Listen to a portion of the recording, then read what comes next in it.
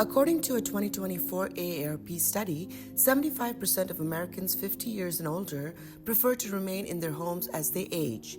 Yet for many, financial challenges make this difficult, highlighting the need for greater resources and support. Today, we meet Sneh Virmani, a 76-year-old living in Long Island, New York, who has embraced independence after years of balancing the demands of her career, caregiving, and family responsibilities. After her husband's death, she chose to live alone, prioritizing her independence. You got married young. It was an arranged marriage. He also had some health issues that you weren't aware of. No. My husband was working for airlines, so he was making very little salary. We had only 500 rupees per month. That's what we were making that time. Then me and my husband came to America, but left my daughter with my parents.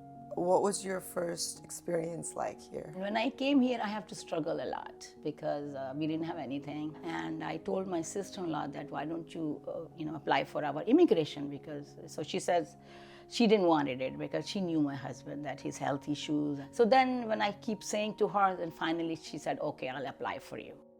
While Sneh waited for her immigration papers, she returned to India all alone to care for her daughter. One night, while walking after dinner, her daughter was involved in a devastating car accident. They took my daughter under the car. My daughter was under the car. My husband was here. I was in India. Then she stayed in the hospital and she has a cast from the bottom to the heart because all things were broken. And then when her cast was out, she couldn't walk. She forgot to walk.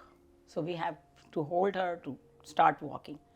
After her daughter recovered from her injuries, Sneh and her daughter joined her husband in the U.S. On her daughter's 5th birthday, Sneh sent her outside to play at the park with her husband while she stayed home cooking. I couldn't afford the big jackets. I told my husband, why don't you take her to the park? Meanwhile, I'll do the cooking. In the morning, 7 o'clock, I touched her. She was burning with a fever. Blue. Everything turned blue. I picked up my daughter like this, and I am wearing gown, no chappal, nothing. I went outside. Nobody helped me. I'm trying to take help, no help. And my daughter I'm holding like this outside on the street. Can somebody stop the car so I can take her to the hospital? My husband is sleeping upstairs. So you were working full-time, doing overtime. And the cooking and cleaning. Yeah, everything. Did you ever have any help? I never had no help. When I moved to this house, I was lawn mowing everything. I have a big property. I was doing myself. I was cutting the hedges. My next door neighbor will tell my husband, why don't you do that? So all your life, you lived your life through the cultural lens of being an Indian woman. That's it. But now you're coming out of that shell and living alone, which is definitely not something that's norm. What made you change? I changed because I was becoming independent, right? And because my husband has no role. So I'm not missing that out. Because I used to do 2 jobs to support, but. You think he was jealous that you made more money than him?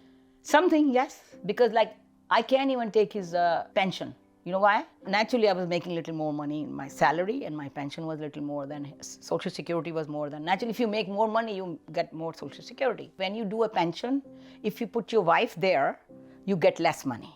So this way, if something happened to my husband, I will be collecting his pension. He didn't do that. So when he's passed away, I didn't get nothing from him. What advice would you give others, especially women, who are growing older and who, like you, want to retire and live independently?